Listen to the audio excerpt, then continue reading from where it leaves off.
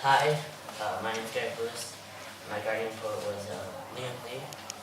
I chose Liam Lee as my guardian poet because I read one of his poems before, called From Blossoms. It was a very energy-invoking poem. Sky with beaches as if they were actually on the page. I also chose him as my guardian poet because he was, because I think he's a very well-crafted poet and uses silence very well in his poetry, being noted for by other people. And I think he should definitely read his poetry. Now we'll recite from memory Out of Hiding by Leon Lee. Someone said my name in the garden as I grew smaller in the spreading shadow of the peonies. Grew larger among my absence. Grew older among the ants, ancient. Under the opening heads of the flowers, new to myself, a stranger. When I heard my name again, it sounded far, like the name of the child next door, or a cousin visiting for the summer. While the quiet seemed my true name, a near and inaudible singing bore in fitting ground. Quiet to quiet, I called back, and the birds declared my whereabouts all morning.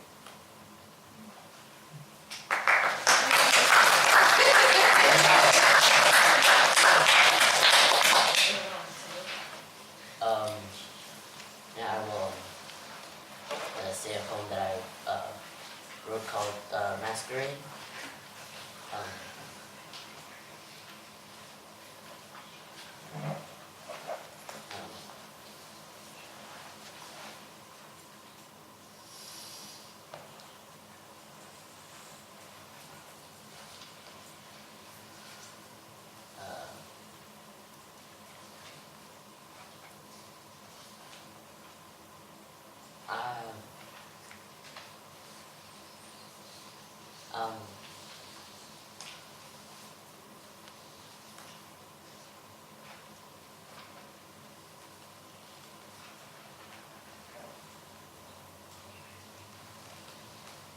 I am the masquerade, the only one I know.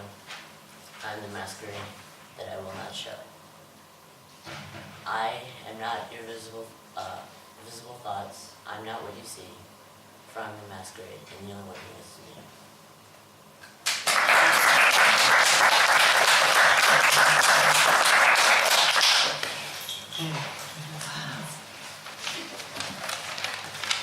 Hi, I'm Augie Wiggin, and my guardian poet is Billy Collins.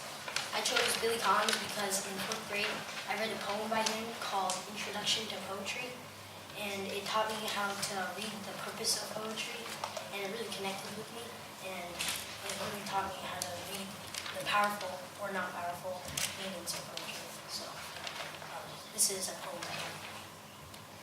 I asked them to take a poem and hold it up to the light like a color slide, or press an ear against a tide. I say drop a mouse into a poem and watch him probe his way out, or walk inside the poem's room and feel the walls for a light switch. I want them to water ski across the surface of a poem, waving at the author's name on the shore. But all they want to do is tie the poem to a chair and torture a confession out of it. They begin beating it with a hose to find out what it really means.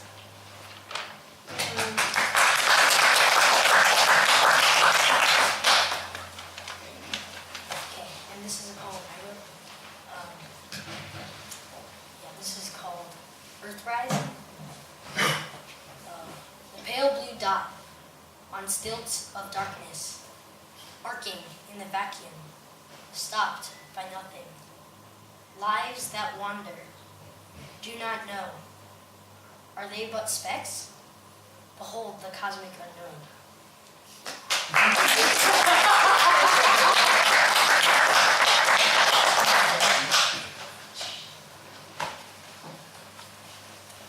I chose Maya Angelou because I feel like she's one of the most admirable female African American poets, and when I heard her name, it sounded familiar. and I wanted to explore more within poetry. This is Awaking in New York. Curtains forcing their will against the wind.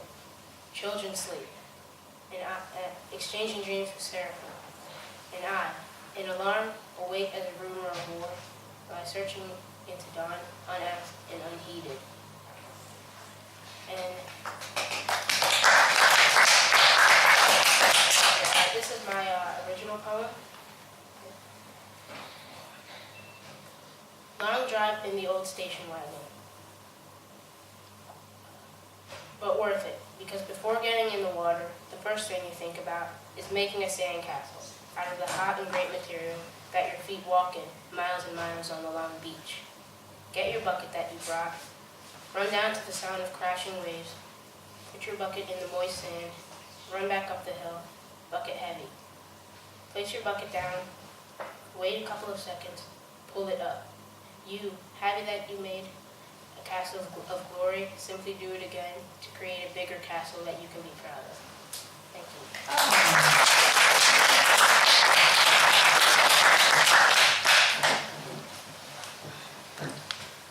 I'm Franklin, and I chose Edgar Allan Poe as my guardian poet because at that time I'd watched the History Channel episode on him, and so I wanted to learn more about his life.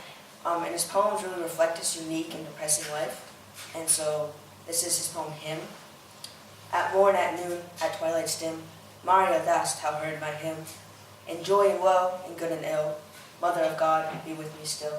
And when the hours flew brightly by, and not a cloud obscured the sky, my soul shall chant thee, thy gaze to guide to thine indeed. Now when storms of fate o'ercast, darkly my present and my past, let my future radiant shine, with sweet hopes of thee and thine.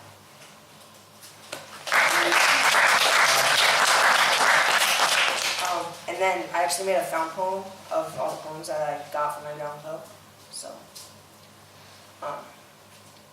I have seen a demon in my view, too horrified to speak. The pitiless pain, my lingering illness, the fever called living, is conquered at last. And out of a miraculous crescent, the stars, they look down from their high thrones in heaven, dreaming of the truth. Thank you.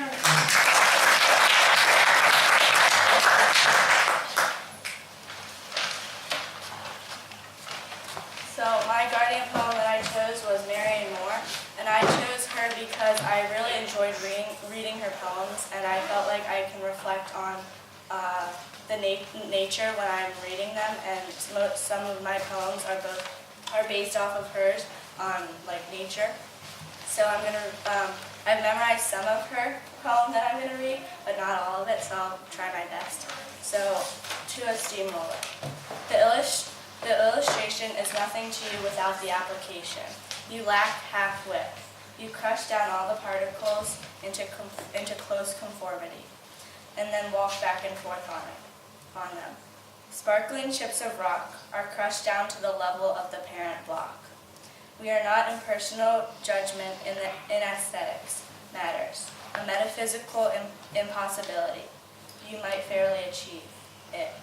As for butterflies, I can hardly conceive of one's attending upon you, but to question the congruence of the compliment is vain, if it exists. And my own poem is called Calling. Open meadow, open woods, open air, sun beating down on me, calling, lost in the meadow, woods, air, nowhere to run, calling day and night, calling in our sleep, calling until we are breathless, calling, still no answer.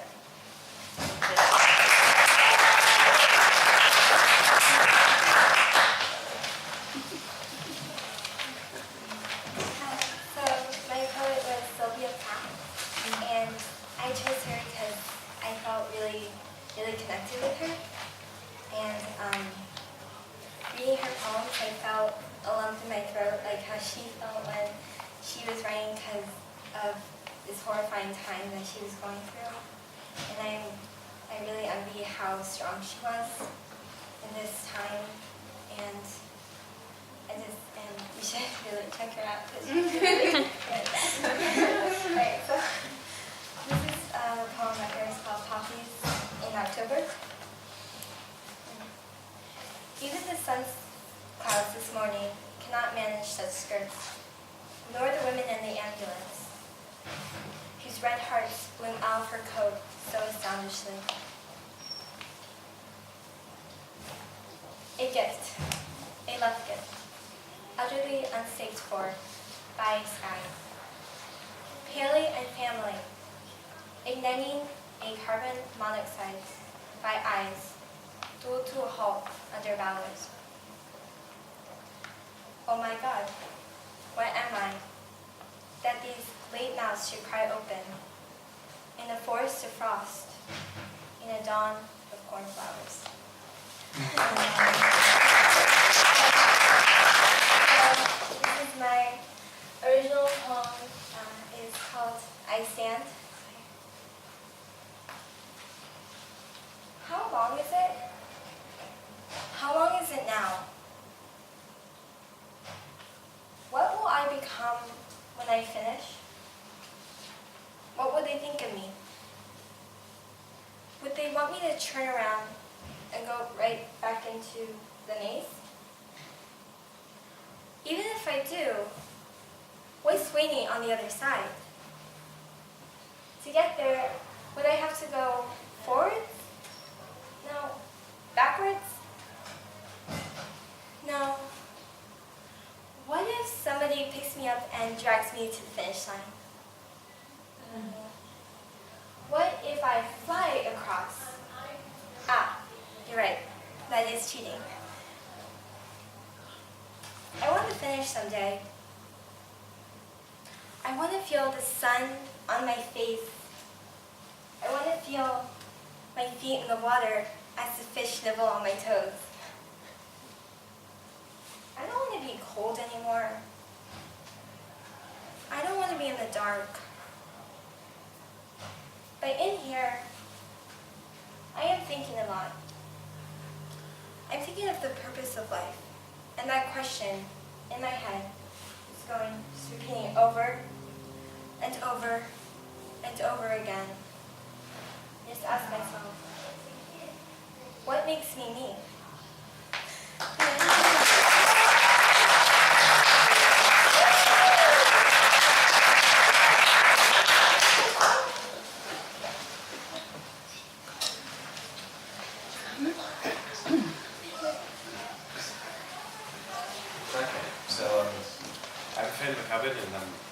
My guardian poet was Walt Whitman.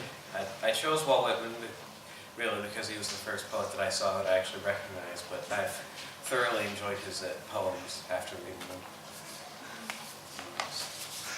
This is A Clear Midnight by Walt Whitman. This is thy hour, O soul, thy free flight into the wordless, away from books, away from art, the day erased, the lesson done. Thee fully forth emerging, silent, gazing, pondering the themes thou lovest best, night, sleep, death, and the stars.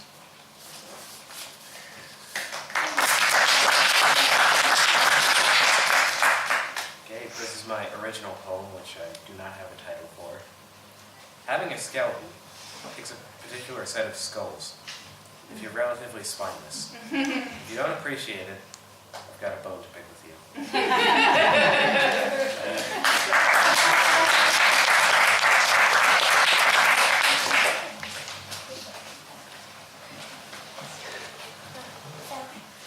Originally, my first poet was Sylvia Plath, Willow's poet, but I saw that she really enjoyed her poetry, and I didn't understand it as well as she did, so I didn't let her have it. I wanted her to have it, so instead I chose Emily Dickinson, and I grew to really love her poetry. So I apologize, I did not memorize all of it, but I would still like to share it with you. The skies can't keep their secret.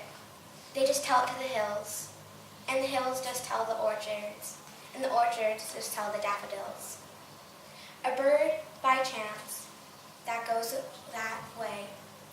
Soft overheard the whole. If I should bribe the little bird, who knows, but she would tell. I think I won't have it, however. It's finer not to know.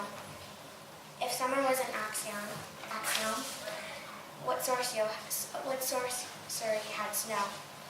So I keep your secret, Father. If I would not, if I could, I knew what the sapphire fellows do in your new-fashioned world.